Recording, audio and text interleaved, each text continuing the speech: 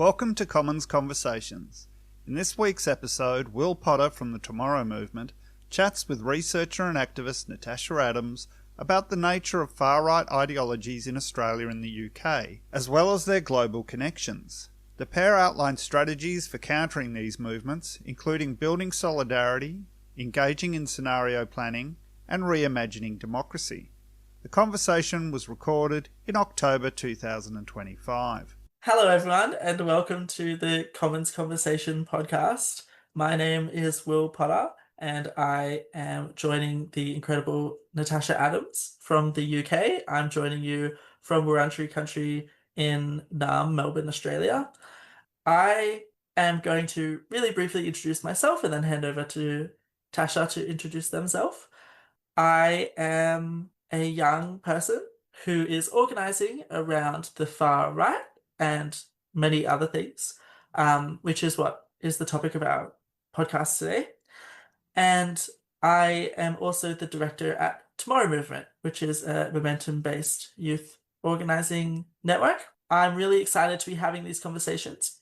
I've been thinking about the role of the far right in Australian politics for a long time, and I think we have a lot to learn from the UK, which is what I believe to be more progressed in the extent of the challenges that they're facing over in the UK. There's a very realistic world where I think Australia goes down that direction, and I, in many ways, am positioning myself to do as much work as possible to prevent that from happening and learn what can be learnt to avoid going down the same path. So I think I'm really excited to have this conversation.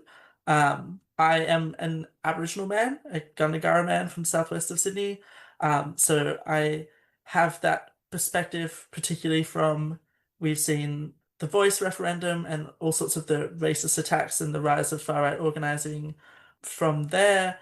Also, we've had very interesting politics in this country and the way that it's being organised right now, and we've also just seen far-right rallies right across the country in major cities, including an attack on camp sovereignty, which, for those of you listening internationally, is like an Aboriginal encampment in Naarm, Melbourne, which just goes to show, I think, something interesting about the far-right, which is they claim to be against immigration, but really it's just racism. And I think you can learn that really easily from looking at the example in Australia of just like, obviously Aboriginal people are Indigenous to this land and we're here first. And so these sorts of attacks in the name of immigration don't make any sense. And it shows the playbook that the far right is using is global, it's international, it's coming from different sources. In Australia, it feels very dominated by talking points from the US and to some degree from the UK. And they aren't translating particularly well to the sort of racism that exists in this country. So I did want to start by acknowledging that, and just that sovereignty was never ceded in this country. And so it's really important that in this moment in Australia, when we are looking at our first treaty in Victoria and looking at places like camp sovereignty, where Aboriginal First Nations people are asserting their rights to land and power, that we should acknowledge that. And for context, Tasha, like a acknowledgement of country is a normal practice in Australia for starting conversations. It's something that's happened in this country for tens of thousands of years. And it also includes the acknowledgement of our elders who teach us in many ways activism and organizing and how to be in community and how to care for country or nature and the environment. And I just want to thank my elders and the elders of the lands that I'm on. So with that introduction, I'd love to hand over to you to know a bit more about you, Tasha, and what brought you into this space and why we're talking about the far right today. Thanks so much, Will. Yeah, that was a lovely introduction. My name is Natasha Adams, mostly go by Tasha. I live in the UK in Brixton in South London, so that's where I'm calling from today. And yeah, my background is I was raised in Stevenage, which was the first new town that was built to house working class folks from the East End of London after the Second World War. So it's a weird space. It's kind of like a big council estate. And yeah, I grew up in a kind of My dad was very, very lefty, but wasn't very educated. He used to quote Marx, had no idea that he was quoting Marx. And my mum was really active in CND, the Campaign for Nuclear Disarmament. So I grew up in a bit of an activist household, going to activist stuff. I won my first campaign in school to get the uniform regulations changed so that girls didn't have to wear skirts. So I've always been a little bit like this. I did a lot of support work and care work for a long time, and then kind of slowly realized that the activism that I was doing in my spare time was something that I could be paid to do. So I was really active in the kind of movement of movements in the 90s, anti-globalization, sort of G8 protests. I joined the Clown Army. I did a lot of local organizing, campaigning on anti-arms stuff, environmental stuff. And I didn't realize I was organizing, but I was kind of taking an organizing approach back then. And then I managed to get myself jobs with NGOs and worked for NGOs leading campaigns for 8-9 years, but got a bit disillusioned that that wasn't the most effective way of making change. And then started to freelance. And I've been doing that for about the last 9 years. I write a blog called Thinking, Doing, Changing, which I think has been quoted or has been shared on the Commons Library a few times. And I've got so much respect for the work that Holly and the team there do. So very excited to be having this conversation with you. And yeah, basically, I've been working on the far right, the rise of the far right in the UK for about the last year. I came back from sabbatical and I quickly realized that things were heading in quite a nasty direction in the UK. But also I realized that I was doing some work for the Fund for Global Human Rights, which I think we might come back to talk about a bit more. And I realized that it was a global problem. I was speaking to activists all over the world and hearing about how, yeah, we were exploring shrinking civic space. So space for protest, but also surveillance, data connection, violence against activists, all of that kind of stuff. But that does map on quite strongly to authoritarianism. And I realized that it's a global problem. It's on the rise sort of everywhere in terms of hegemony shifting. And yeah, we're seeing some really weird alliances. There's the rise of kind of ethno-nationalism. We've got Hindu supremacists in the Trump government. And we've got nasty stuff happening in the UK. So I've been just doing some work to try and galvanize a bit of a civil society response here, try and coordinate stuff. It doesn't really sort of naturally sit with anyone, the coordination part anyway. So that's what I've been doing. That's amazing. I am so keen to get into this conversation and talk more about, you know, the way that this is operating globally. And I think to anyone listening, they will have seen the signs. I think, like, for example, like the AfD in Germany and like in in France, like these things are in the news. There's obviously the Trump government in the US. There's all sorts of authoritarian governments around the world. And it has kind of been dominating the news and headlines in a quite scary way. For some people, I think it came up by surprise. Like people felt quite surprised that they thought things were moving in a positive direction, and then around COVID, things shifted.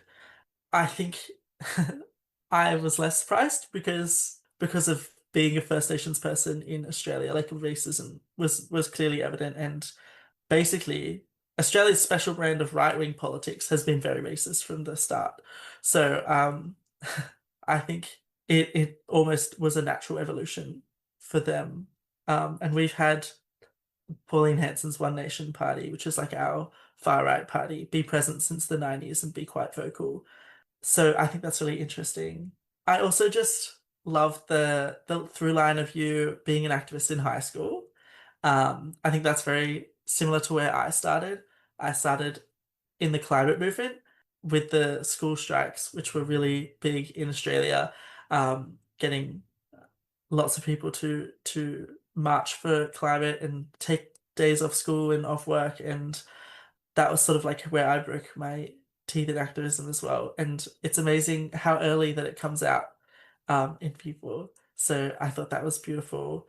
I'm keen to get now into more of this conversation around the far right, and let's talk a bit about definitions. You've been writing a fair bit about the far right, and I would love you to continue to, or I'd love you to plug your writings and musings and all of your things as much as possible, because I've given them a read and I think they're great. And if people want to see this information written down, like these definitions. I think you have a really wonderful article on the Commons Library, but which is just copied from your own work. But yeah, would you like to like take us through some of those definitions, like who is the far right, what is authoritarianism, these words that have been coming up so far? Thanks, Will. Yes, and that's very kind of you to plug my writing. I think if you just search for my name on the Commons Library, you'll find me and a link to my blog as well. So have a look there. But I have written a couple of articles about the far right, and the first one I talk a lot about the definitions. So I've been using the definitions by the author Cass Mudd, who wrote the book The Far Right Today, which is a few years out of date now, but still very relevant and really spotting the signs of a lot of what was coming. And so the definition that he uses for the far right is political parties, movements, and groups. So a whole swathe of those different actors, but they're anti-system and opposed to liberal democracy. So that's a really key thing, is that there's a kind of a clear opposition to democracy there, to liberal democracy. And then you've got that further divided down into the radical right, which accepts democracy in essence, but rejects quite a lot of aspects of it. So like the separation of powers into an executive, a legislative, and judiciary, which is supposed to provide checks and balances against tyranny, and is a bit more reformist. And then the extreme far right, which totally rejects democracy, has a revolutionary approach, is more likely to be, kind of overthrow things, not have elections, literal fascism, for example, heads in that direction. But the more reformist radical right, like the party that we have here in the UK, it's called Reform UK. And they're quite a new party, although their leader has been involved in other far right parties for quite a long time and was also really quite instrumental in Brexit. And yeah, Trump in the US, you can see it's that sort of approach, sort of accepting democracy in essence, getting elected, using the language of democracy to justify things, but at the same time dismantling a lot of the checks and balances on power. And then linked to that, you've got authoritarianism, which is normally used to describe political systems that reject plurality. So like reject having a plurality of opinions, that reduce democracy and civil liberties. But it can also be used to refer to the sort of approach of a really tough punitive approach to any deviations in society, with kind of strict order and morals at its core, so like strong sort of policing and things. And both of those definitions are quite central to the contemporary far right. It really often is fueled by anti-migrant racism or minority group racism. So like trans women, for example, we're seeing that come out really strongly as well. So this is kind of framing of like deviant criminal behavior being blamed on these groups. That's happening a lot in the UK at the moment, both with trans women and with people who've migrated here. There's really a lot of nonsense getting shared about sexual violence and things that has no basis in any kind of evidence, but that kind of drives this, is used to kind of drive and justify this philosophy. And that's something that you see all over the world with the rise of the far right. And then it's also ethno-nationalist, which means that like, yeah, there's this idea that like of trying to have a kind of a pure ethno-state at its core, which is the extreme end of it, but basically saying, charity starts at home and we need to protect people who are here first. And that's obviously where a lot of the contradictions in Australia that you're talking about come into play. And then there's like populism, which is, yeah, it's basically like at core a philosophy that divides society into a corrupt elite and a somehow pure idea of we the people in opposition.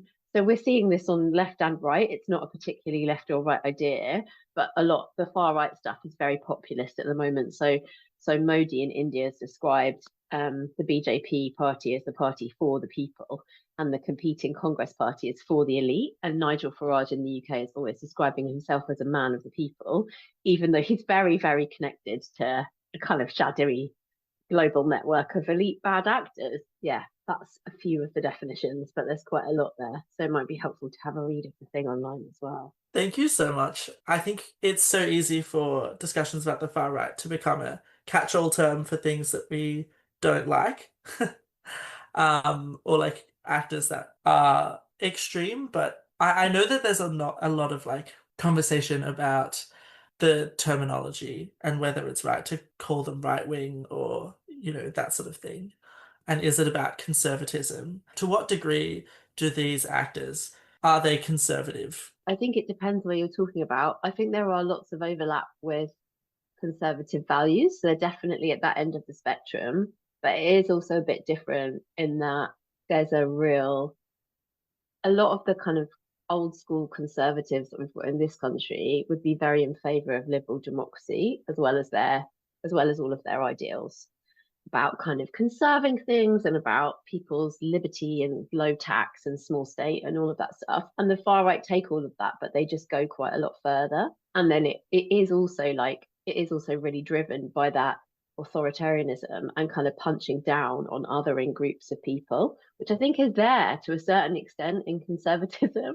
But a lot of conservatives might disagree with me there. But I think it's much worse. It's really kind of magnified. They don't like Reform UK do not like being called a far right party. But if you look at their manifesto, if you look at the things that they said that they would do, you can really see that they are fundamentally quite, yeah, they want to erode a lot of democracy. And you can also see like how where it's really got going somewhere in the States or further along the line like India, it starts to go much further down that road. I'd love to get more into what is happening in the UK regarding the far right and what sort of trends you're seeing. Would you like to show like how are they organizing in a new way, for example? Okay, well there's lots of different parts to this, but I think they are very, very smart at they've basically been organizing for a really long time. If you look at where the kind of funding's gone on the left, but philanthropic funders tend to like spread their money over lots and lots of different things and give really small amounts of money and restricted grants. On the right, they've just been building big institutions for a long time. They've been investing very heavily in the media globally, not just in the UK, and looking at where people are online and how to kind of get to them. So this party Reform has been doing amazing things, like depressing things, but very sensible things. That they've built a studio where they're just making content that goes straight online. They're not bothering with the kind of traditional press releases. They're like putting things out on TikTok to respond to world events and policies like a couple of hours after they happen, which none of the other parties are doing. The Prime Minister in the UK, Keir Starmer, isn't even on TikTok, which is just crazy. And yeah, so they've invested in like building institutions, building kind of media power, and the political party here is just organizing and expanding massively, and they've got lots of money flowing into them from these kind of far right global institutions. It's basically what's happened is there's been a successful shifting of norms in the UK to go further and further to the right over a really long period of time, which all of the kind of more liberal governments have just run with or even started. Like the new Labour Party started to talk about creating a hostile environment for migration, like way back when they were still in charge, like 15, 20 years ago. And that's just kind of continued. And now we've got the situation where people are having a rough time, and it's really easy to kind of blame it on this other group of people with a very simple narrative. So we're seeing far right organizing that was pretty marginal become much more mainstream. So there's been a thing called a kind of campaign called Show the Colours recently, where there's been this call from far right groups to start flying England flags in your neighborhoods. So England flags have gone up, like, you know, on every lamppost on a high street all over the country. Not where I live, because it's a really multicultural area and no one would stand for that for a minute. But I'm aware that I live in a bit of a bubble, and in other places there are England flags everywhere. And there's a real rise in racist hatred and rhetoric and violence that is accompanying that. It's not like a nice, friendly patriotism. It's a like exclusive kind of us and them kind of thing. And yeah, we also recently saw this big Unite the Kingdom march where we had about 150,000 people march in London, organised by this nasty guy called Tommy Robinson, who's been organising in far right spaces for a long time. That had Elon Musk live streamed into it, giving a speech where he called for the overthrow of the government and talked about how, you know, migrants were causing a spike in crime and eroding Englishness and being violent. And it was just a lot of nonsense. But he literally did call for the overthrow of the government. So it's like not dog whistle, this kind of anti-democracy sentiment now. It's very out there. And yeah, he's definitely bankrolling various organising projects in the UK. Like I was saying, there's lots of online organising, there's lots of mis and disinformation. and hate-filled content being driven by kind of bots. This guy, Tommy Robinson, who organised that march, he's also quite allied with Israel, which is very interesting. It's because he's far right, to ally with a Jewish nation would sort of traditionally doesn't make sense, but it's almost an allying of different ethno-nationalist projects across borders. It's kind of a parallel with the Hindu supremacists in the Trump government. It's like we're all trying to create our own bubbles of ethno-nationalism in different places, and then we're allying together across the borders. Yeah, this is super interesting. I want to ask, I'm going to ask later more about the role of social media and digital communication in this, because that seems to be really key. I want to briefly talk about the parallels that I'm hearing and also some of the differences between, we had our own fascist rallies across Australia recently, and they were led essentially by Nazis, neo-Nazis who were trying to rebrand themselves, and to some degree did successfully in the media by getting them called mass migration rallies. But it was very clear that at every event there was no neo-Nazis speaking, who are quite violent, and the rallies were very violent. And I think that is an interesting difference. They're obviously anti-Jewish, anti-immigrant, very strongly white supremacist. But I have seen that the state of Israel being really strongly presented as like an ally to the far right in some degree. So I don't know what to make of that. I wonder if you have something to make of that. Yeah, I mean, it does seem really wild. On many levels, it just doesn't make sense at all. But the whole kind of project of the Israeli state is an ethno-nationalist state. Like, we're going to have a country that is just entirely Jewish. And that's the project. So there's then there are parallels with other people that are like, we're going to have a country that's entirely white Caucasian. Like in Australia's case, also mad because, you can't say that it doesn't make any sense for that to be a call for it, yeah, around the indigenous population.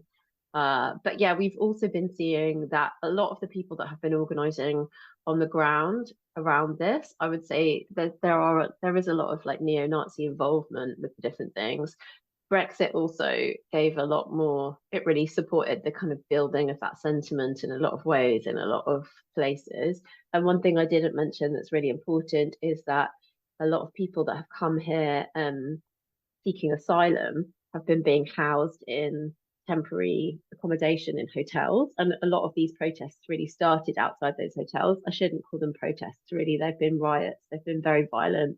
There've been people trying to set the hotels on fire with people inside them. Very nasty and very hate-filled. There is some genuine beef in different places with the hotels, with people like maybe losing their jobs or maybe something's happened in that particular community. But there's also a lot of people that don't live in those places coming in and organizing these things to kind of stoke hatred around their agenda. And there's been a massive amount in the press about small boats coming to the UK because there are no legal routes into the UK, even though people can legally come here and make asylum applications. So people are coming on small boats being paid by people smugglers because the borders are so heavily defended. So there's this whole chat about illegal migration, and there's been a huge amount of demonization of that in the press for decades, which has really helped. Like, it's massively contributed to where we are now, basically. And yeah, you can look at the interests of those newspapers and their lines on them and make your own assessment about that. Yeah, and I hate to say it, but a lot of that sentiment has been exported from Australia. I believe that's been said almost explicitly, that our asylum seeker program, which is so inhumane, that's been going on for decades and supported by both of our major parties, has become a model for right-wing governments, but essentially treats the island as like a fortress that people seeking asylum, who've had their lives disrupted in so many different ways, are not able to successfully come to Australia because of the sort of stop the boats programs and stuff like that. A lot of this stuff happened before I became politically aware, which was a really interesting thing to inherit. At the same time, I also think it really needs to be said that how interconnected it is. We're talking about the state of Israel, which is currently engaging in a genocide of the Palestinian people, and to what extent the sort of like, I would say like extreme right actions that have happened in the Middle East for decades and the Syrian civil war has inevitably led to so many people seeking asylum around the world.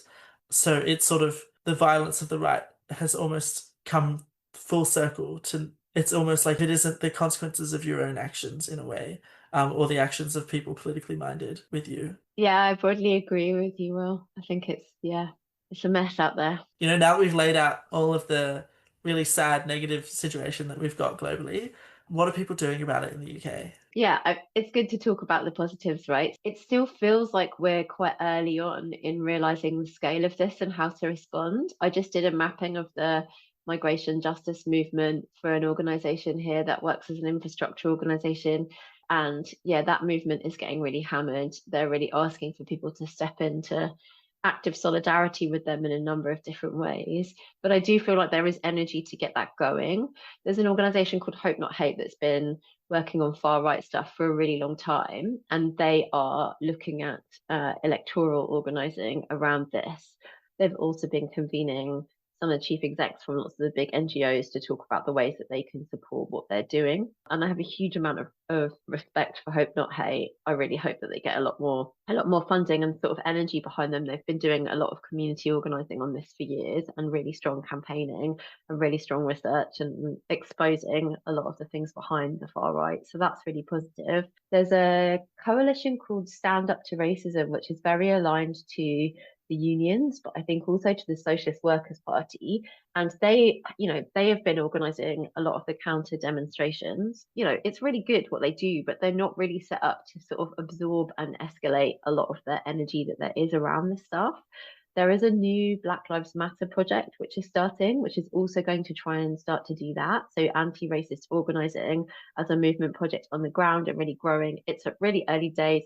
Yeah, I'm keen to see what happens with that and where that goes, but that feels quite hopeful.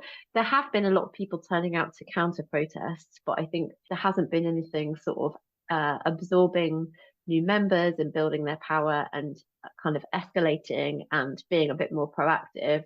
And so I'm hoping that that will come from the Black Lives Matter project, at least in part. There's loads of convenings and conversations happening. It feels like it's getting more and more traction that people need to do something about this, but there isn't a lot of collaborative action yet on a bigger scale, although lots of things being planned. So yeah, that's why I've run a couple of open strategy sessions online for people that work in a civil society space, either in big NGOs or grassroots groups or philanthropists, thinking about what this means for their strategy to try and encourage them to shift. So we also developed a scenario planning tool, which is linked to in a couple of my blogs for people to use to, if they haven't got buy-in from the rest of their group or organization about how serious things are, to look at what things might be like on a few different levels a few years down the line.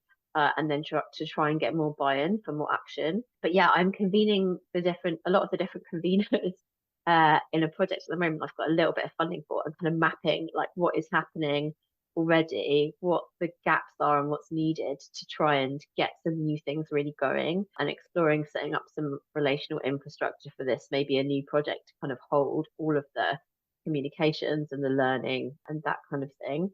But it's still a bit early days. I do feel like there's a lot of people are starting to kind of understand that the tactics that they've been using that work in a liberal democracy, honestly, like have been working less and less well for a long time. But, like lobbying politicians, like having policy positions and trying to push for those and having digital campaigners, like all of that stuff is really less and less relevant. We just need to think about how to collaborate on a much bigger level, I think, and build power. But those conversations are starting to happen, which is encouraging. Yeah, well, that's it's good to hear that there are people who are stepping up to the challenge. I think those groups that you mentioned, for those of you listening from the UK, if you're not involved in any spaces, I think absolutely seek them out. And if you are unable to organize, support them with funding or in any way that you can. I think in terms of the sort of movements and communities responding in Australia to the rise of fascism, I think that's really been led by the pro-Palestine movement, which is really beautiful thing to see. When the fascist rallies happened around the country, the counter protests were led by the Palestinian justice movement, and and also by First Nations leaders. So that sort of anti-authoritarianism, anti-racism, anti-colonialism is the word that I'm going for. Is like that's the thing that is bridging those groups, seeing actually this white supremacy as a sort of colonizing project that's erasing lots of layers of history. And I think that's a really beautiful thing coming from the left in Australia. Other people who are doing really good work is like Australian Democracy Network, which is working to strengthen democracy against far-right attacks. But obviously that doesn't win unless you have broad public support for things like that. And of course, like what we're trying to do at Tomorrow Movement is we're going through a strategizing process to sort of design a society-wide movement that has a story that can effectively link all these ideas and counter the far right locally, which is one of the main reasons I'm loving talking to you. We've chatted about civil society in a lot of ways, but one of the sort of pillars of civil society, and maybe this is one of those that used to be working, but now isn't to the same degree, is the role of political parties. And you talked about Reform being the main far right actor here and the sort of Labour centre right party being quite useless. I also know that there's a renewed Greens in the UK, and I don't know a whole lot about that. So I'd love for you to chat me through like what is the state of politics and if you're seeing any sort of hope coming from that. Thanks, Will. Yeah, it's a good thing to talk about. So the far right party Reform that I was talking about, they've only got 4 MPs, but they also did very well in the local council elections. They now control 10 different councils. But the thing that's most worrying is that they are the highest polling party. So when there are all sorts of polls done about how people would vote in a general election, and the next general election isn't until 2029, so it's a long way off, it doesn't look like they'd win an outright majority at all, but they're the most popular party. And that's a massive swing that's changed quite a lot, that seemed to take a lot of people by surprise. There are lots more local council and mayoral elections coming up in May of next year, and also the Scottish and the Welsh parliaments. So Holyrood and Senedd, they do have a certain amount of devolution, and Reform will be going after those in the elections next year. And yeah, they have the sort of manifesto that I've already talked about. It's really nasty, as well as all of the stuff kind of cracking down on migration and deregulating and cutting red tape. They're also talking about going after and abolishing the net zero climate goals that we have, scrapping any kind of diversity, equality and inclusion, introducing a patriotic curriculum, cutting benefits. It's bad, and I'm sure that they'll have a new manifesto before the next general election, which is worse. So yeah, they're organising hyper locally. They've got lots of money going into the party. A lot of traditional Conservative donors actually have pulled their money and are putting it into Reform. The Conservative Party in the UK is doing really badly now after being in power for a long time. They're polling pretty badly. They've got a lot less money. The Green Party has just overtaken them in membership, which I think is quite exciting. And I'll come back to that. Just to say about Reform as well, when you look at big polling stuff that's been done on who's actually planning on voting for them, it's a really weird coalition. So there are actually a lot of people in there that are pro-migration, and they're just looking for an alternative to the status quo. They're a real mixed bag of voters, so it will be a difficult coalition to kind of keep together. The Labour government has been really pitching, like Labour have been doing for decades, been kind of pitching towards the centre to win back the people they feel that they need to win back. But the whole agenda has been moving right the further they do that. And all they're doing is legitimising Reform. The Prime Minister made this terrible speech about immigration where he used the phrase becoming an island of strangers, which is literally from Rivers of Blood speech. It's like a quote from that, a very notorious speech, which they kind of came in saying that they would do lots on climate. There's been loads of backsliding there. They've been announcing new runways, and they're really deeply unpopular with people, and they don't seem to be instituting anything very meaningful to improve people's lives, which is not helping with the Reform vote at all. The finances of the UK are in a real pickle after decades of austerity. So things are in a real mess as well. But yeah, they're not doing anything good about it. But yeah, the Green Party basically elected a new leader, this guy called Zach Polanski, who is a gay Jewish man. He's running on a kind of eco-populist ticket.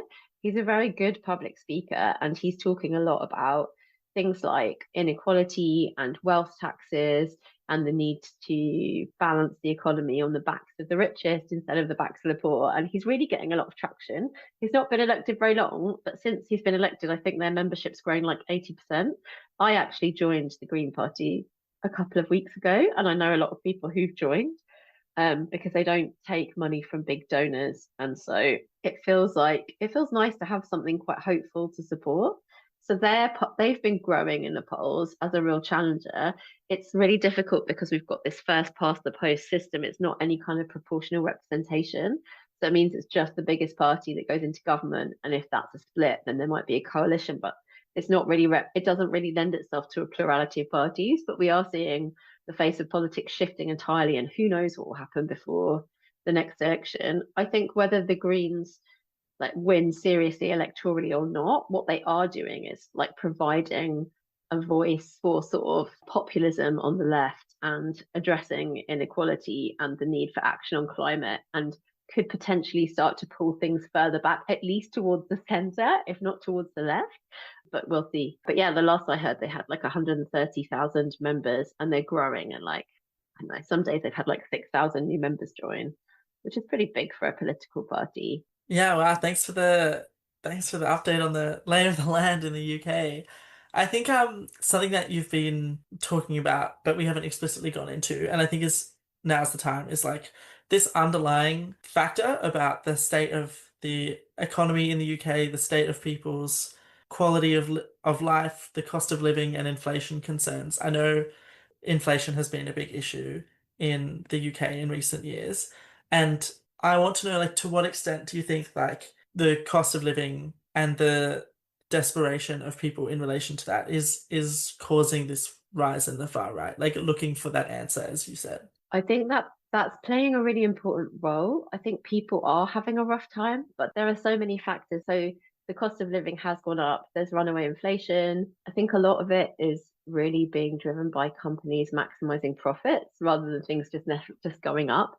There's also been like decades and decades of privatization, which means that a lot of public utilities, there are big profits going into private hands, and things have been kind of messed up. A lot of the wealth in the UK is really concentrated in London. There are lots and lots of places that have been left behind. And when the coal mines were closed in the 80s or big industry kind of shut down, there just haven't been jobs in those places, and there hasn't really been any effort to support those people. And we've had lots of austerity, which has effectively sort of destroyed the benefit system to the point where you can't live on it. There are loads of people that exist by getting food from food banks that are run by a charity in order to just get by, because and a lot of the people that are on using food banks and on benefits are also working, because work just doesn't pay, and there's no like local authority budgets have been cut, so there's no sort of social care system in terms of all of the different services and things that are provided. So it's kind of like everything's in crisis. There are lots of councils on the verge of bankruptcy, but then it's that, and there being bad actors building power for a really long time, blaming migrants, and the media coverage around that, and the amount of mis and disinformation about how people are coming here on small boats and then they're getting council housing and they're living on benefits, all of which is really untrue. Like the amount of money that you get if you're waiting for your asylum claim to be processed is way less than you could actually live on. It's really bad, and it's very, very hard for people to get housing and things. In any objective way, looking at it, that's not what's driving any of the crisis or the problem, but there's been so much whipped up around that's what people have started to believe, and there's been no compelling like kind of vision for an alternative. When Labour governments have come in, they've just continued austerity, or the new Labour government that came in after Thatcher, they really ran with all of the privatization that she'd set up. They were trying to like grow the economy and put more money into good things, but they didn't stop any of that stuff that she'd set in train. So it's like it's got kind of deep roots, but it is true that there are lots of people that just don't have any hope that their children will do better, don't have any hope that things are going to be better for them, and it is a big driver. I think it's really worth saying outright here that what the far right offers will not solve any of these problems. In every case, it almost makes them worse. Whatever social benefits there are, they're on the path to destroy them. Like whenever the far right has taken power around the world, think of Trump. A huge amount of wealth goes to the top. I mean, Trump himself is a billionaire, as we know. So it is always interesting to me when you look at people who live in authoritarian countries. They are never better off than people who live in democratic countries. And so part of this, that simple narrative of blaming immigrants or blaming trans people or dividing, how effective that is for the wealthy and those big corporations to train our eyes off of them as the ones who are extracting the wealth and making people worse off to the people who are the poorest in society or having the most difficult time in society and seeing them as the issue. It's really quite insidious, but I think the one thing that does give me hope, right, is like they'll never be able to solve these problems and people will realize that. Hopefully, it's not after a point where they've consolidated so much power that there's no going back. I think that's the key thing. But I think we're, in a way, starting to see that in the US, that people are realizing Trump is not able to meet the promises that he said he would. I don't know why they didn't realize that after the first term of Trump, but I do have some hope that there will be backlash from this rise of far right, and in some way, the role of what Trump is doing in the US should be a wake up call for everyone. I mean, obviously, the UK is not quite there yet, but is much closer than Australia is. You know, I think it's always interesting when the media does talk about the cost of living and inflation concerns and how that drives people to extremes. That almost, but they won't solve the problem bit is not present there. And I think that's really crucial, is like the solution to people not having good housing or healthcare or mental health care or all of these things people need, like basic food and water and housing critically, is not to then drive more wealth up to big corporations, as the far right wants to do, and demonizing immigrants will not save you a dime. In places like Australia, I'm not sure what it is like in the UK, but actually immigration kind of holds up our economy in a lot of ways. Not that I think the GDP is a great measure of wealth or anything like that, but that is something that I've heard said. And so I want to move us on to like, given that there is people with a large concentration of wealth and power, and you mentioned London, and you mentioned that the Greens is talking about wealth taxes. I'd love for you to chat a little bit about that and how that may offer an alternative, or what sort of that redistribution of wealth, power, and land, like how that can play into this conversation. Yeah, thanks, Will. All the stuff you just said, totally agree with and beautifully put. I think wealth taxes are really important. I think there's been quite a lot of status quo investment to say, oh, you know, it's not really, you think it's going to raise all this money, but it won't. Like people, their wealth will just flee. But actually, we also control a lot of the tax havens that people would flee to with that wealth. I do think that the global tax system needs fixing, but there is increasing evidence that if you do start to tax things, people won't just leave. Yeah, I mean, we just need some fundamental redistribution of wealth. Like the end game of neoliberal capitalism that's been running for a long time is that the wealth is getting more and more and more concentrated in less and less and less people's hands. And that obviously doesn't work. Like it doesn't work for a society at all. I have started to hear that billionaires are now building bunkers, like luxury bunkers, which just seems like, I don't know, imagine feeling like it's good for you to continue to amass all that money and that's your solution, is that everything might collapse but that you could live in a bunker. I don't think that it will be a magic fix. I think there are a lot of governments that post COVID and post austerity are in a bit of a mess in terms of their finances. I know that it's particularly bad in the UK, but I do think that we need to start fundamentally redistributing wealth and like thinking about not just taxing like income, but also taxing assets. Yeah, just redistributing that money and making it so that it can't just continue to accumulate and accumulate outside of ordinary people, because it just like there'll come a point where everything will just stop functioning if we let that continue to happen. The current centrist Labour government is not really interested. I'm curious at watching what the Green Surge and all of the calls for that do. Basically, the only place that I've heard about wealth taxes from outside of the socialists in their respective countries is in the UK. It seems to be much more mainstream, that conversation around wealth taxes. And I don't know how fair that is, or if that's what you're seeing. But I think that's really interesting that conversation is much more progressed. And I think possibly it's because that inequality is much more substantial or much more easy to see. I think something that has been really interesting through line that we've talked about is the erosion of the right to protest. This seems to be a parallel between the UK and Australia. It's our right to protest has been again and again cut down in pretty much every state and territory in this country, and you now have to like ask the police to to gather politically in most states and territories, and they have the right to refuse you. And there's been some really high profile actions where this has been had to go to court and been upheld in courts. I think of the march across the Harbour Bridge in Sydney for the pro-Palestine march. That was a huge success, but basically organizing protests in this country has become increasingly difficult, even when they are successful. That seems to be worse in the UK. Like, I've heard that pro-Palestine protesters are labeled as terrorists and people are arrested en masse and filling prisons.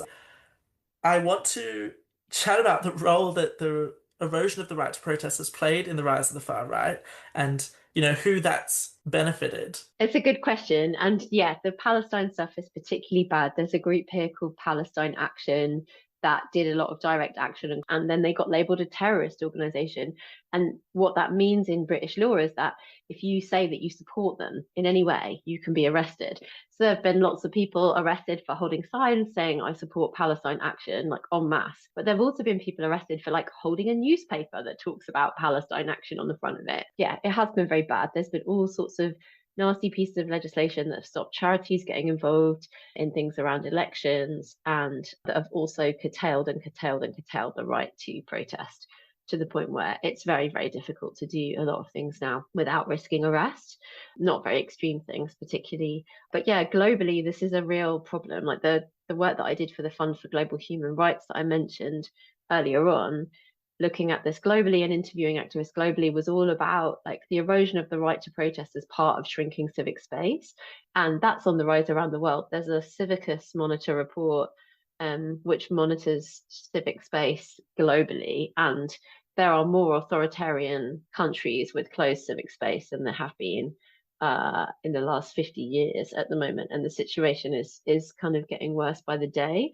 It does map on really strongly to authoritarianism. It kind of links to that like erosion of democracy, sort of strong power being in place, like more powers being given to the police, strong leadership, all those things that you see in far right countries. And you know, if you go to the kind of radical right end, then it's end game for all of that. Like you end up living in an autocracy where you're completely surveilled and you can't do anything. And yeah, I mean, I think that looking at the activists that we spoke to with the Fund for Global Human Rights, you can really see that the big businesses, the billionaire bad actors, are the ones who benefit. So you've got things like mining companies wanting to kind of invest in big new infrastructure projects, of like mining companies, like dams, all of those sorts of big things that really disrupt the land, really disrupt the people, that can be very unpopular with people. Have like private security companies, being violent and clearing people out the way. Lots of authoritarian or increasingly authoritarian regimes. There's all of that sort of violence towards activists. It makes it easier for them to do the big extractive project. Yeah, it's a real problem. Also, there's a real alliance of it with the kind of global tech bros. There've been books calling them things like the broligarchy or techno feudalism. Like all of the big tech overlords are really benefiting from all of these things that soak up all of the internet traffic. They really want to protect their money, and we can see that they're really aligning with authoritarian regimes like Trump's in the States. And a lot of that is to kind of protect their bottom line. They really benefit from the way that those platforms are also kind of designed to spread far right hatred and to radicalize people, because they reward people for staying on them. And the thing that keeps people on them is emotional engagement, and negative emotional engagement, where people are outraged and upset about things, drives a lot more activity. So it's almost like they weren't intended to be set up like that, but that was a byproduct of them, and they've kind of embraced and run with it. I do want to go to this idea of tech and the digital space, because the far right has been really effective in organizing the digital space. It seems like tech is an extractive industry, much in a similar way to mining companies, in that it is extracting your data and attention. and that's how they make their money. And in a way, the people at the top of these, like social media or tech platforms, have so much more power than even governments have, even authoritarian governments have. And so there's a lot of trying to translate that power into their political ambitions. And when we chatted through like Elon Musk chatting to the rallies that the far right were hosting, you can see that very clearly, and also through the relationship that a lot of these billionaires have with Donald Trump's government. But this has been happening long before then as well. And so this idea is that by submitting our time and labor, by extension, to these tech companies and to social media companies, we have become sort of modern day serfs.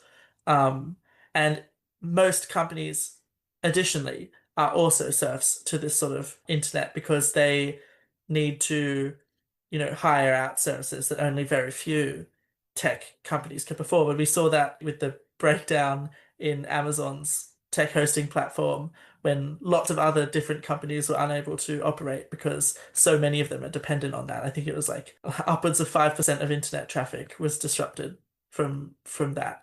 And so we see that Bezos has an extreme amount of power, also wants that to be political. You can see through this same example of him buying the Washington Post, and also like the interest in media billionaires and social media. For example, Murdoch having a stake in TikTok, for example, is this consolidation of very few actors, all of whom are extremely wealthy, to control the masses in a way. And this being sort of post-capitalism, that idea, I think it's absolutely fascinating. I'd love for you to respond to that, but also chat about the role of the digital space in the far right and what how they've been able to do that so effectively. Yeah, I'll just mention something really quickly and then I'll come back to digital space. But yeah, I've recently been reading different articles. So there's been this rise in sort of media billionaires and the idea that you control the conversation by investing in media.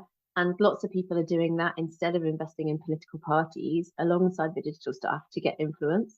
So there's a guy called Paul Marshall, who's a British hedge fund manager, and he used to be I think he used to be a member of the Liberal Democrats. He's quite far right now, and he owns like quite a lot of big media outlets like GB News, the right-wing news outlet that's really taken off, that also helped really drive the rise of reform and the rise of the far right.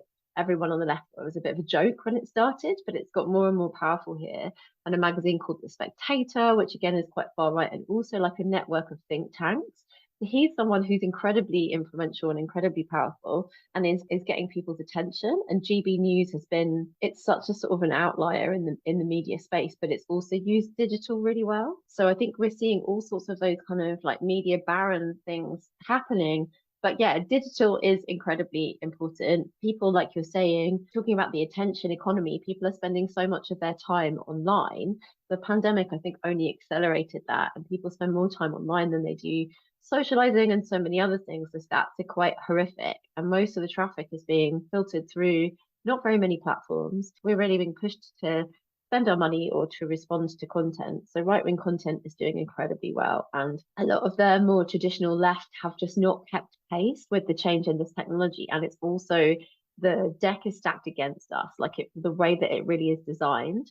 It's much more likely to drive things for political reasons and just because that's how the algorithm maximizes your time on the platform, to negative things, to things that people are outraged about, and to the far right. And so we've got a lot of catching up to do in terms of thinking about how to respond to things, how to make engaging content. In the UK, I think there's something like 5 times as many traffic goes to far right figures on the internet than to people on the left. Like, we just don't have the spokespeople, the things that are likely to go viral, the podcasts that are so super popular, like the kind of figures. And I went to an amazing event that was hosted by a couple of digital agencies here, Forward Action and Rally, a few weeks ago, where there were lots of people talking about what do we actually do, and getting into like spotting the kind of trends of mis and disinformation and stopping them in their tracks as quickly as possible, and thinking about how we engage people and where we engage people, doing things like engaging people in the comments on YouTube videos and engaging people on Reddit and super local Facebook groups and all of these kinds of places like rather than kind of doing broadcast content, like actually getting into the conversations, because that's where a lot of the far right stuff is being spread. And very often people won't even realize that they're spreading a far right message. They've just seen it in something and they've kind of regurgitated it. And I'm seeing that happening even with my friend group now, which I'm finding really depressing. I'm getting them coming at like me on social media and commenting on things. Like when I said I joined the Green Party, a really old friend of mine came out with all of this stuff that was being spread by anti-trans groups against one of the Greenpeace that is sitting. And yeah, it's like this stuff is really kind of getting inside people's heads. People are picking up the message. It's not just that they're sharing things from people, it's really kind of going in. Yeah, thanks for sharing. I think it is terrifying how hyperlocal it is and how the messaging is getting through. Basically, I feel like there's every community and every family in Australia, I think, has someone who holds far-right talking points, is connected to that web. And I feel like it would be the same in the UK. It's just so widespread. And I think it's not organized in Australia very well, but it can be in the future. And that's something that I worry about because these seeds, these global seeds, and a lot of people in Australia listen to podcasts from the UK and from the US, and most of them are far right podcasts, so they're wired into YouTube. There's just such a possibility for this to become like it is in the UK, I think. On the topic of social media, I feel like the way that trust is built is really important in the moment on social media. And so you see basically podcasting is a great way to build trust and ideas of legitimacy. If you hear something on a podcast, it feels more legitimate than seeing it on social media, but we know that anyone can make a podcast, and that's not so necessarily the case. And also like the way that people feel connected to people they follow online as a sort of like parasocial relationship. And the right has been really effective in building that. Basically, they have a whole network of people who go on each other's podcasts and YouTube channels and spread each other's information. And so that trust can be transferred easily to people further down the line. And they start that in like a quite benign way and then will pass you on to a podcast or like a YouTube channel that is a bit more advanced. And YouTube, for example, will reward that because they see that the audience of one podcast is also watching another.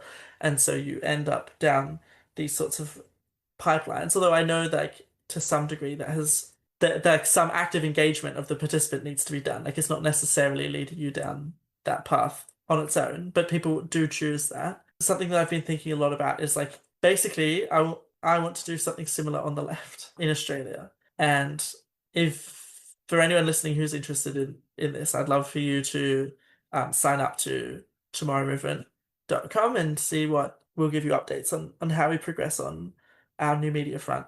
On that note, I'd love to now talk about ways to respond to the far right. I think like everyone's been listening this whole time to get to this point. You've got some really interesting ideas aimed at the civil society space that you've been writing about and talking about in your work.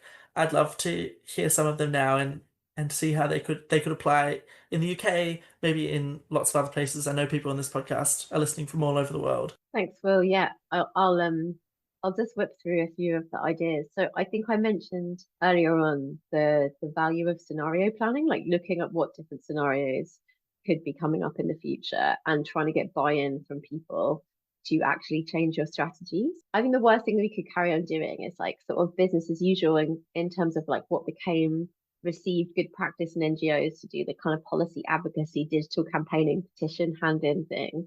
That's just not going to work. We really need to think about how to do things quite differently. And I think on a really big level, we need like sort of pro-democracy, really reimagining democracy, big tent movement campaigning. So like the No Kings movement in the States has really been taken off. It's a really good example of that. There's also Pacto Democracia in Brazil, and then there's We Are Firewall in Germany. There's all of these different things, and they look different in different countries. But yeah, like the point is to really try and get the biggest possible group of people together, not that would agree on everything, but that agree that democracy is something that we need to fight for and to reimagine. And then underneath that, we need loads more collaboration to build power and connect different issues. So effective solidarity between movements. Like, I don't think we're going to win on climate in the UK if we lose on migration, because the migration conversation is driving this moved to the far right, and they're very, very anti taking action. Like, all of these things are so fundamentally connected. We really need to build new alliances and build power.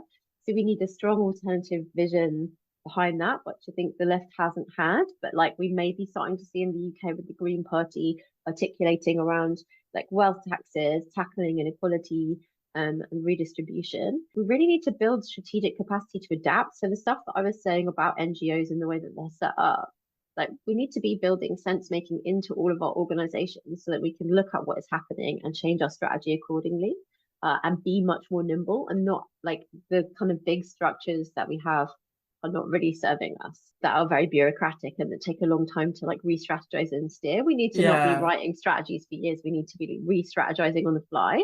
We do need to really focus on well-being and security, because the far right are nasty, and we really need to be standing in solidarity with and supporting the movements that are at the sharpest end of this. So the migration justice movement in the UK really needs a lot of support, and we need to be thinking about digital security and psychosocial support, and like greater collectivity, honestly, as well. And then we just need to be organizing. So we need to be building power on the ground. I do think that there's space for new organizing initiatives, but in the UK, there is a lot of amazing stuff that's already happening. So rather than like external actors kind of parachuting into communities, we need to be like finding people in those communities that are already leading amazing stuff and supporting them to kind of thrive and to do more and to connect up with each other. And we just need to be doing a lot more like connective tissue and joining the dots between lots of other things to facilitate these conversations, which is one of the things I'm going to be trying to do. But yeah, I would also love to hear like what your ideas are about the way that you need to respond to the right in Australia. And I'm sure that lots of that is also really translatable across borders. Yeah, thanks. Those are all really fantastic ideas. I really like supporting and showing solidarity with the organizations at the pointy end of this.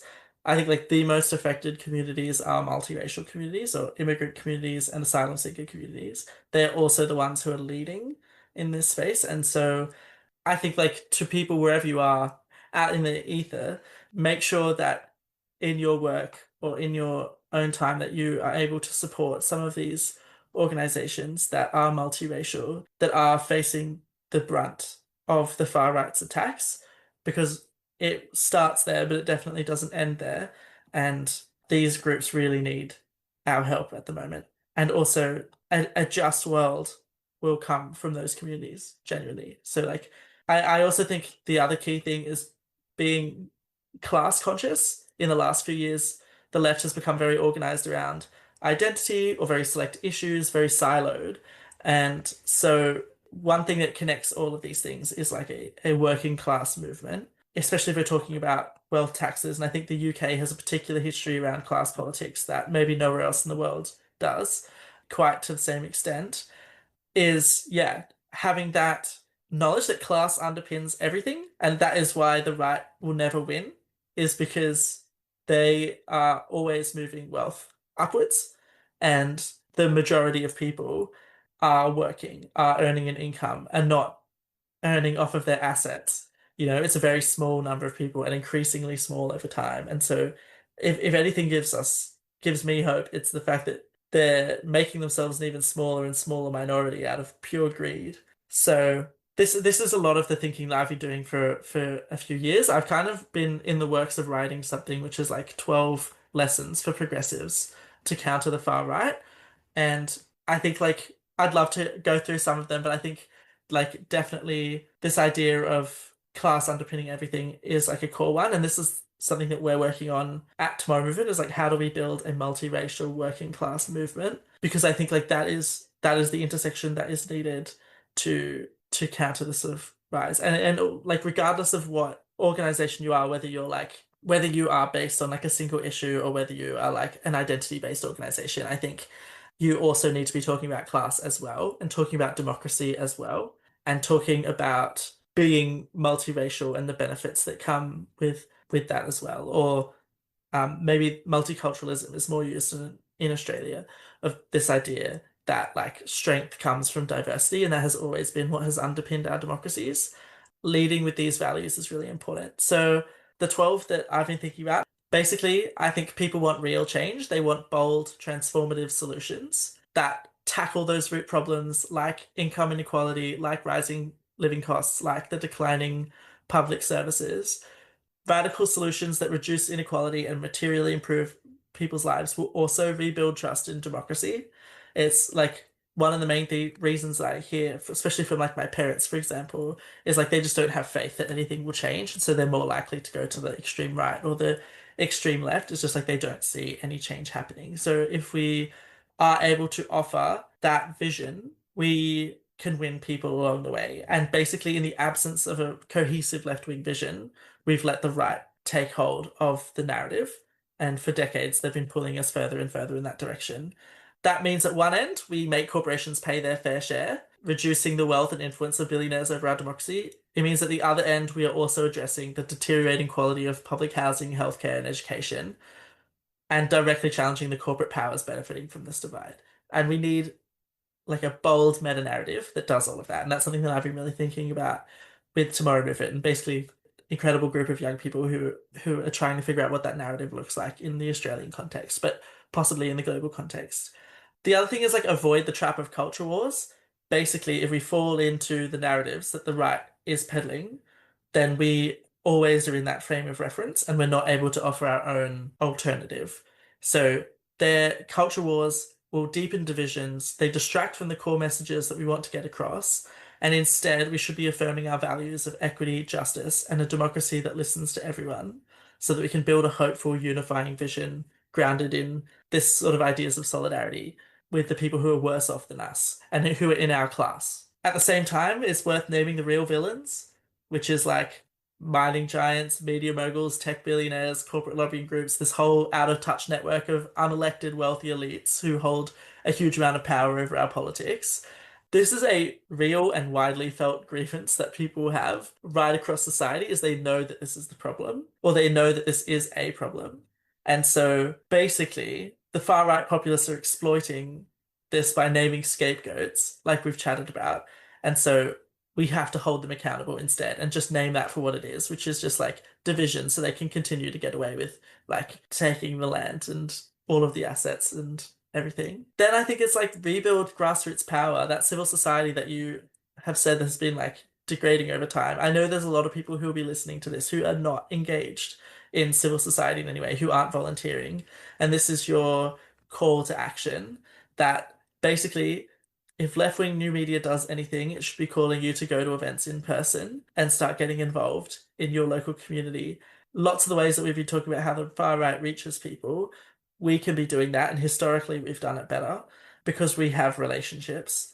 And basically, my research into like why people go to the far right is they most often turn to this extremism when they feel powerless. So engaging people in our grassroots community organizing gives people a sense of agency and trust in the system that will prevent, like, inoculate people from moving to the far right. So when you see it's like 7 million people in the No Kings rally in the US, like that's really hardening. Those are people who will start to feel that they have democratic agency and they're far less likely to shift to like extreme ways of being and doing. And if we had a more active democracy, basically people would be less likely to go to the far right just on a purely personal level. The other thing is like seeing these issues as quite interconnected, which we've chatted about. It's just like we can't just be focusing on our one issue, like this one coal mine or this one forest. It's like understanding that these are part of systems, that an exploitative capitalist system that requires growth and is part of an extractive colonial system that requires subjugation. Essentially, like understanding that all these things are linked, and definitely like in our messaging, not being so like leftist and whatever, but using language that everyone understands, which is just like basically it all comes back to these villains, I think. The other thing is like being political and being unified, looking at the 2024 French legislative elections and how they were able to build a really broad coalition really quickly, I think was really interesting to me, and how that was led by organizers from like community organizers from civil society rather than necessarily being led from political parties was really interesting to me. And the role that unions, NGOs, and community groups have in making sure politics is reflective of the people for a really long time. And this is designed, I think, as like through what we have in Australia as DGR status. Essentially, like if you're a civil society organization and you want tax-free like donations, or whatever, like you can't be involved in politics. And so that has like really restrained civil society to like from having large messaging and being engaged in sort of like door knocking and public events and meet the candidates and things like that. Again, like class underpins everything we've chatted about, being representative and inclusive of everyone, like being led by multiracial communities, people who are facing the front lines of these crises, who understand like the deep-rooted grievance and these sorts of things. In Australia, I think listen to First Nations people, or just globally listen to Indigenous voices and First Nations peoples. Basically, we are told this narrative that there are no alternatives to the capitalist system that we live in, but on most continents all around the world, in every land, there is a group of people that have engaged in a different form of society, and many still are able to share those ideas of egalitarianism and sustainability and like ways of organizing society that are different. And I time and time again hear this idea that like we can't imagine something outside of capitalism. We just can't imagine something that is not extractive and that is not different. And quite frankly, that my family and our understanding of things has always been different from that. And so it just blows my mind that people can't see that, especially in a country like Australia, where it's, this extractive colonial idea of capitalism has only been around since mathing from 1788. The other thing is engage young men who are most at risk of joining the far right, who are most at risk of being poor, and feeling shut out of society and having that lack of agency. Basically, a huge amount of far right content is aimed at capturing young men who feel a bit shit about their lives. And there's lots of reasons for young men to feel a bit shit about their lives right now. And so we have to embrace healthy masculinity in our movements and provide platforms for young men to be heard and demonstrate that their concerns are being addressed. Because if we don't bring men into our movements, we let the burden of changing our society, work which is mostly unpaid, fall entirely on women. And so if you're any sort of feminist, you want that labor to be shared with men to some degree as well. The last one I think is like there's two more, but one is more controversial. So I'll lead with like one that I think is like really important, which is like be outward facing, be growing. Basically, we've been increasingly isolated over the last few decades, especially in 2020. And I think that's when a lot of people felt that lack of agency. It's when the far right sort of jumped in power, is like people were shut in. And we haven't really dealt with that as a society. I think that grief was not something that we shared publicly or with each other. We sort of like internalized it for a lot of us. And in a world that is very isolated, that lack of agency drove a lot of people to quite extreme places. And so there's a role that we can play as progressives in rebuilding the skills of like constructive conflict and empathy and connecting across difference that are necessary for organizing, but also just to live in a community with other people and win the world that we want to. But like that does require organizing, and organizing does require bringing more people in. And I won't understate that like some of the right's criticism of the left is real in like cancel culture and how we push people out of our movements and like policing language. And we've largely seen that that is not successful strategy, and we need to be bringing people in who are different and taking them on a journey. And that is hard, and that is shit, and it can't be done with everyone. So you do have to like think about the costs associated, but like it needs social and cultural competency. It needs empathy. But by giving people connection and a sense of meaning and community, we are mitigating the isolation that drives people to the far right. And that starts in our communities. And that starts with that like micro-organizing that we were talking about the right doing so well. And so I think the final one is condemn violence unequivocally. And this one I think is the most controversial because I know people are quite fed up with the system and people want to be violent. But just from a pure narrative standpoint, seeing people dance in bright clothing makes a huge difference when they're facing up against fascists. Basically, in Melbourne, the fascist rally that happened the other week, I saw Nazis clash with anti-fascists and they were both wearing black. And I was like, I can't tell the difference. But when you see people like dancing and in colorful and cultural clothing and like showing off our difference and our color, I think that makes a huge difference. And that also helps with the narrative of just like, people dancing and singing in the face of like violence from the right. Like people are more likely to jump onto a movement that is fun and looks like it's winning. The other thing is like people turn to violence when they feel under threat, and so being violent encourages further aggression. And so I think like as progressive movements, we should stand in solidarity with communities that are threatened by violence and be committed to non-violence. I personally am very much committed to non-violence, not as passive submission, but like as an active force for healing and transformation. So like breaking the cycles of harm while resisting oppression with courage and discipline and a commitment to our universal values of dignity and justice. Because like when progressive spaces are pushed into violence, I think it's really important that we condemn that it had to get so far and recognize the deeper wounds that must be addressed to prevent further harm. I think basically all these systems of oppression that we talk about are like committing violence on people, and like the things that we're fighting are violent towards immigrants and towards everyday people and want more pain and suffering to happen to people who can't afford things like housing or healthcare. And we can't look like them, I don't think. And so I want to make a really strong case that like we should condemn violence. But basically that's just one of the 12 things that I think we can really learn about, and that will help us as progressives like push back against the far right and sort of the fundamental things that drive them. I think maybe that's outdated, and I would add some things to that about like how we engage in social media and new media. But basically, like that's what I'm thinking about, and that's kind of the stuff we're talking about at Tomorrow Movement, and how we're going to face up to the far right in Australia, in this country, and win democratic reform and win climate reform. Basically, if you're interested, follow us on the website or donate maybe. I don't know. Tasha, I'd love to hear your thoughts on all these things, and if you had comments or things you would add to that. I think that, yeah, I'm really convinced by like most of the points that you make. I think, yeah, there's loads and loads of really good stuff in there. And I would love to read your writing about this.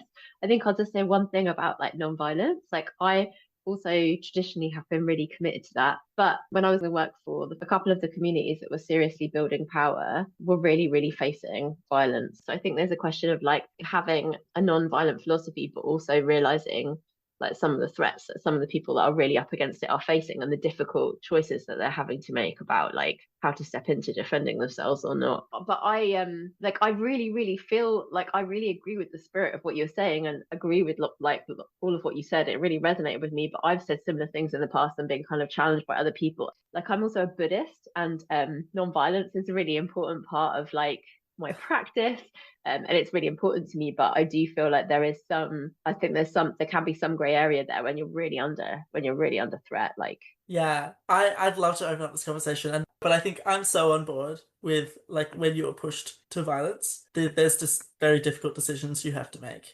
And I, as an Aboriginal man, know that like my history is one where there was a violent struggle and there was fighting back. There are times that call for that, but that doesn't mean it should be celebrated. I think that's something we have agreement on. And 100%. having a philosophy of nonviolence doesn't mean that there is no violence. I appreciate these sorts of nuances. Also, just like damaging property isn't violence if it's against the oppressors. No, that's definitely not. It's been a real pleasure to be chatting to you, and I've learned a lot from you. And I'm wondering if there's any final thoughts that you wanted to end with. Yeah, likewise. It's also been awesome talking to you. I feel like I've got some real insights into what's going on in Australia, the work that you're doing, and you have so many great ideas. I'm excited to see what you do next. But I guess like, yeah, some of this conversation has been a bit bleak, so it'd just be good to end on a bit of hope. Like all of these kind of forces, part of the way that they function is to make us think that there's no other alternative than what's happening, and there clearly is. Like we clearly have choices, and there's lots to learn from movements around the world, and these historical phases have like been around and come around. And yeah, so I would want to leave people with a lot of hope, and just to follow on from your encouragement as well. Like one of the things I'm finding that is making me feel better about this stuff is just finding some stuff that you can get involved in. You don't have to feel like you can take on everything, but all of us doing really small things is how we're going to turn things around. So yeah, do get involved and find what speaks to you.